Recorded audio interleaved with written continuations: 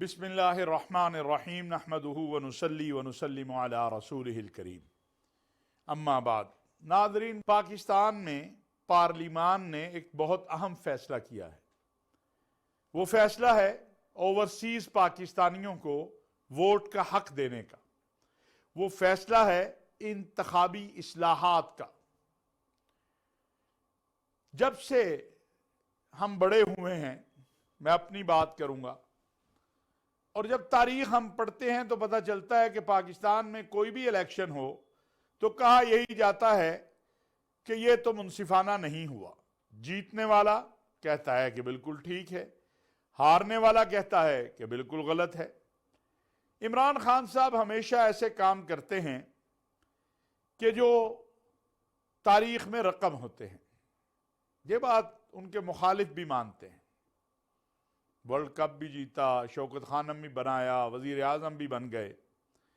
اب وہ کہہ رہے ہیں کہ آئیے، آپ سب کے منشور اور دستور میں لکھا ہوا ہے کہ انتخابی اصلاحات، تو آئیں انتخابی اصلاحات کریں، ایسا نظام بنائیں کہ کوئی دوبارہ انگلی نہ اٹھائے کہ جناب دیکھیے الیکشن درست نہیں ہوا۔ اس پر ہماری حزب اختلاف جو ہے وہ راضی نہیں۔ بہرحال پارلیمنٹ کے مشترکہ اجلاس میں جو بل منظور ہوئے ہیں ان میں ایک بل انتخابی اصلاحات کا ہے۔ الیکٹرانک ووٹنگ مشین، جہاں پتہ چلے گا کہ جس نے انگوٹھا لگایا ہے اسی کا ہی ووٹ ہے، کسی اور کا نہیں ہے۔ جہاں یہ بھی ہوگا کہ کوئی پرچیوں پہ پانی نہیں ڈال سکے گا۔ جہاں یہ بھی ہوگا کہ کوئی ڈبے اٹھا کر نہیں لے جائے گا۔ اللہ کرے پاکستان میں کوئی ایسے الیکشن بھی ہوں جس کا ذکر محترم عمران خان صاحب کر رہے ہیں کہ جن الیکشن میں تمام جماعتیں کہیں کہ یہ منصفانہ الیکشن تھے۔ اگرچہ 2018 کے الیکشن کے حوالے سے وہ جماعتیں جو اعتراضات کرتی ہیں اور دھاندلی کی باتیں کرتی ہیں، انہوں نے بھی جو اعتراضات کے حوالے سے پارلیمانی کمیٹی بنی اس کے سامنے کوئی چیز پیش نہیں کی۔ بڑا اچھی بات کہی چند دن پہلے ہمارے جو وزیر مملکت ہیں فرح حبیب صاحب نے، کہ جس اسمبلی کو آپ دھاندلی والی اسمبلی کہتے ہیں اس میں تو شہباز شریف صاحب بھی ہیں، بلاول بھٹو صاحب بھی ہیں، آصف علی زرداری صاحب بھی ہیں، اور مولانا فضل الرحمان صاحب کے صاحبزادے بھی ہیں۔ اسی اسمبلی کے ممبران سے صدارتی الیکشن میں ووٹ بھی مانگا گیا۔ تو یہ ساری چیزیں بڑی واضح انداز میں ہمارے سامنے ہیں۔ اب گزارش اتنی ہے کہ اب بھی آگے بڑھنا چاہیے، آگے بڑھ کے بات کرنی چاہیے، کوشش کرنی چاہیے، محنت کرنی چاہیے کہ پاکستان کے اندر ایک اعتدال والی، ایک ایسی روایت قائم ہو کہ جس میں حزب اختلاف اور حزب اقتدار آپس میں بیٹھ کر انتخابی اصلاحات کے حوالے سے آگے بڑھے۔ حکومت کے دروازے کھلے ہیں، حکومت کا دل بھی کھلا ہے، اور ضرورت ہے کہ ایسا الیکشن بھی ہو جس میں کوئی غریب بھی حصہ لے سکے، جس میں کوئی متوسط طبقے کا آدمی بھی حصہ لے سکے۔ ایسا الیکشن نہ ہو کہ جہاں اربوں اور کروڑوں روپے لگائے، اور جو اربوں اور کروڑوں روپے لگا کر آئیں گے پھر ان سے آپ یہ توقع رکھیں کہ وہ عوامی مفادات کے کام کریں گے، تو یہ ایک مشکل چیز ہے۔ بہرحال ہماری کوشش اور محنت یہی ہونی چاہیے، یہی کرنی چاہیے کہ منصفانہ الیکشن، انتخابات، اور الحمدللہ 90 لاکھ کے قریب بتایا جاتا ہے پاکستانی باہر ہیں۔ آج جب ان کو ووٹ کا حق ملا ہے تو ان میں اعتماد پیدا ہوگا. ہم ان سے ڈالر لینے کو تیار ہیں, ریال لینے کو تیار ہیں, لیکن ان کو ووٹ کا حق دینے کو تیار نہیں ہیں. میں سمجھتا ہوں کہ اس حوالے سے جو اقدامات اٹھائے گئے ہیں پوری قوم کو اس کی تحسین کرنی چاہیے. حزب اختلاف کو بھی چاہیے کہ اگر کہیں پہ وہ سمجھتے ہیں خامی ہے تو اس خامی کی اصلاح کے لیے مثبت انداز میں آگے بڑھے, نہ کہ منفی انداز اختیار کیا جائے.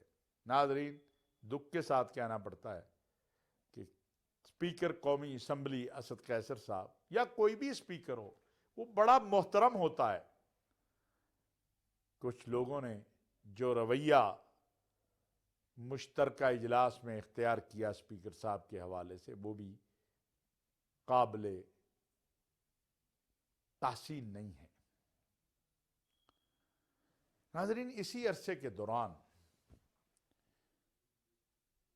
ایک حلفیہ بیان بھی آیا ہے. اگر یہ معاملہ عدالت میں ہے اور میں اس پہ زیادہ بات نہیں کروں گا, لیکن اتنا ضرور کہوں گا کہ خدا را کوئی ادارہ تو باقی رہنے دے. ہر ادارے پہ ہی حملہ کریں گے آپ. فوج, سلامتی کے ادارے, عدلیہ, کسی کو تو معافی دے دے. دوستیاں ضرور نبھائیں, تعلق ضرور نبھائیں, لیکن اداروں کی قیمت پر نہیں. یہ میرا چھوٹا سا پیغام جو ہے وہ ان سب کے لیے ہے جو پاکستان میں اداروں کو کمزور کرتے ہیں اپنے مفادات کے لیے. کبھی وہ عدلیہ پہ حملہ آور ہوتے ہیں, کبھی وہ فوج پہ حملہ آور ہوتے ہیں, کبھی وہ ملک کے سلامتی کے اداروں پہ حملہ آور ہوتے ہیں, اور وہ کوئی بھی ہو. میں یہ نہیں کہہ رہا کوئی ایک جماعت. یاد رکھیے, ہم سب کی ذمہ داری ہے اپنی فوج, ملک کے سلامتی کے اداروں, عدلیہ, پارلیمان, اس کا دفاع کرنا, اس کو مضبوط بنانا. اس حوالے سے جو میری چند گزارشات تھیں وہ میں نے آپ کے سامنے رکھی ہیں. ناظرین و سامعین, اب میں دو تین چیزیں عالمی حالات کے حوالے سے عرض کرنا چاہتا ہوں. لیبیا پاکستان کا بڑا بہترین دوست ملک ہے. پاکستان میں لاہور میں معمر قذافی کے نام سے قذافی اسٹیڈیم بھی ہے. جب بھی پاکستان کی بات ہوگی, پاکستان کی جب بھی بات ہوگی تو یہ کہا جاتا ہے کہ, اور کہا جائے گا کہ پاکستان دنیا اسلام کی ایٹمی قوت ہے.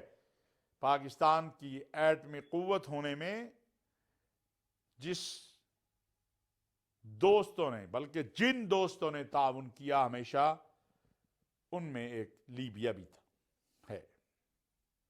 لیبیا میں نئے انتخابات ہونے جا رہے ہیں. بہت بڑی خانہ جنگی ہوئی ہے. وہ ملک جہاں پر امن تھا, سکون تھا, اطمینان تھا, وہاں لاشیں گری, وہاں تباہی ہوئی. اب وہاں پر انتخابات ہو رہے ہیں, اور صدارتی انتخابات کے لیے بہت سارے جو امیدوار ہیں ان میں سے ایک معمر قذافی کے صاحبزادے سیف الاسلام قذافی بھی ہیں. کیا وہاں کا سسٹم, نظام, عالمی نظام, جو عالمی عدالت انصاف ہے جس میں ان کے خلاف کیس ہے, اگر وہ ان کو الیکشن میں حصہ لینے دیتے ہیں تو یہ لیبیا کے حوالے سے آنے والے دنوں میں بہت ہی انٹرسٹنگ اور اچھی امن کی خبریں جو ہیں اس کی توقع عالم اسلام اور عالم عرب کرتا ہے. ناظرین, پچھلے ہفتے 10 دن میں کچھ منظر پاکستان میں دیکھے, اس حوالے سے گزارش کرنا چاہتا ہوں. اللہ تبارک و تعالی نے قرآن کریم میں فرمایا ہے, وَإِذَا سَأَلَكَ عِبَادِي عَنِّي فَإِنِّي قَرِيبٌ. جب میرے پیارے حبیب آپ سے میرے بندے پوچھیں کہ میں کہاں ہوں تو انہیں بتا دو میں بہت ہی قریب ہوں. کتنے قریب ہیں ہمارے اللہ ہم سے؟ اقرب الیک من حبل الورید، شاہ رگ سے بھی زیادہ قریب ہے۔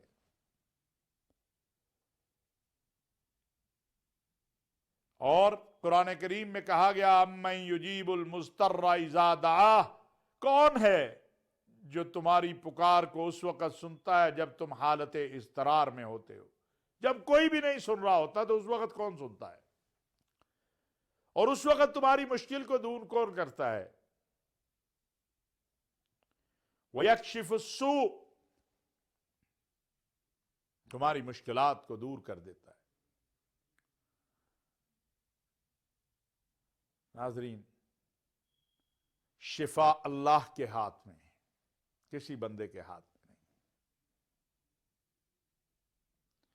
جن کی سماعت نہیں ان کو سنانے والا بھی اللہ ہے، جن کی آنکھوں کی بصارت نہیں ان کو دکھانے والا بھی اللہ ہے۔ علاج کی حد تک ڈاکٹر، طبیب، معالج ضرور ان سے رجوع کرنا چاہیے، لیکن اس یقین کے ساتھ کہ شفا دینے والا اللہ ہے۔ وَإِذَا مَرِضْتُ فَهُوَ يَشْفِي۔ ہم نے پچھلے چند دنوں میں کچھ مناظر دیکھے ہیں۔ میری گزارش ہے اپنے لوگوں سے کہ سارا دن کھڑے رہ کے نماز تو پڑھی نہیں، اس بات کا احساس تو کیا نہیں کہ میرے عمل کی وجہ سے کسی اور کو اذیت پہنچ رہی ہو، اور یہ توقع کر لینا کہ کوئی شخص ہاتھ لگائے گا تو بصارت واپس آ جائے گی، کوئی شخص ہاتھ لگائے گا تو سماعت واپس آ جائے گی۔ یہ معجزہ سیدنا عیسیٰ علیہ السلام کو اللہ نے دیا تھا۔ اس کے بعد کوئی ایک آدھ واقعہ تو کہاں سنا جا سکتا ہے تاریخ میں، لیکن تسلسل سے کسی شخص کو اللہ نے نہ یہ کرامت دی، نہ یہ معجزہ دیا ہے۔ بطور طبیب کے اگر کوئی علاج کرتا ہے اور بطور طبیب کے، ڈاکٹر کے آپ اس کے پاس جاتے ہیں تو ضرور اس میں کوئی، قرآن نے بھی کہا ہے، ہمیں حکم دیا گیا ہے کہ علاج کا، لیکن یہ تصور کر لینا کہ کسی شخص کے ہاتھ لگانے سے بصارت واپس آ جائے گی، کسی شخص کے ہاتھ لگا لینے سے سماعت واپس آ جائے گی، یہ درست نہیں ہے۔ ہاں، دعا کرنی چاہیے، قرآن کریم کی آیات سے دم کیا جاتا ہے، وہ ضرور جو ہے اپنے اپنے عقائد کے مطابق مختلف جگہوں پہ، مختلف مقامات پہ یہ ہوتا ہے، لیکن یہ تصور جو ہے، یہ اس لیے کہ میں نے کچھ مناظر دیکھے ہیں، آپ سب نے بھی دیکھے ہوں گے، میں اس لیے یہ بات واضح اور سامنے کرنا چاہتا ہوں۔ ناظرین، آخر میں بات کروں گا پیغام پاکستان پر۔ اسلامک یونیورسٹی اسلام آباد میں اساتذہ کے لیے ایک ٹریننگ سیشن ہوا۔ پیغام پاکستان آئین پاکستان کے بعد ایک متفقہ دستاویز ہے، انتہا پسندی کے خلاف، دہشت گردی کے خلاف، رواداری کے لیے، مذہبی ہم آہنگی کے لیے۔ اس پیغام پاکستان کو گراس روٹ لیول سے ٹاپ تک پھیلانے اور اس پر عمل کرنے کی ضرورت ہے۔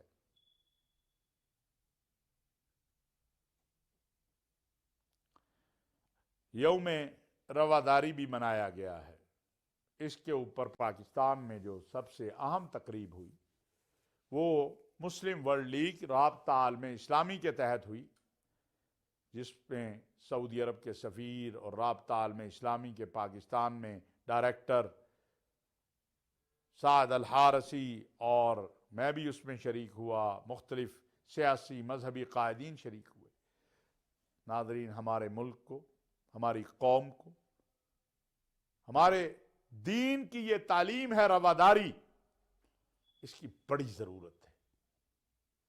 ایک دوسرے کو برداشت کرنا، صبر، تحمل، ایک دوسرے کا موقف سننا، اختلاف کو بھی آداب سے کیا جا سکتا ہے، اپنے رویوں کو درست کرنا، یہ ہم سب کی ذمہ داری ہے۔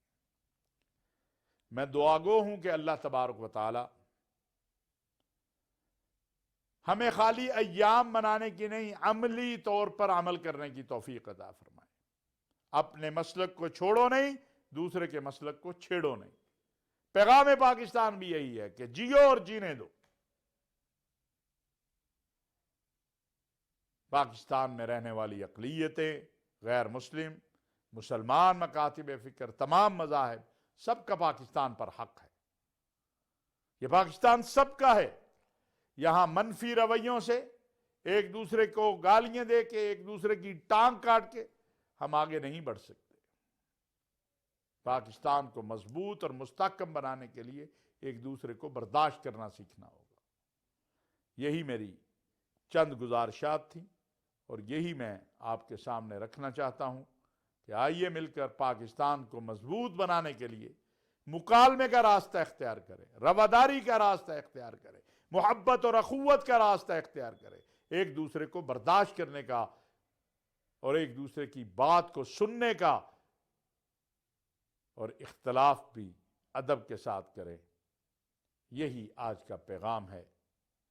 اللہ تبارک و تعالی جو کہا سنا اس پر عمل کی توفیق عطا فرمائے۔ وما علینا الا البلاغ المبین۔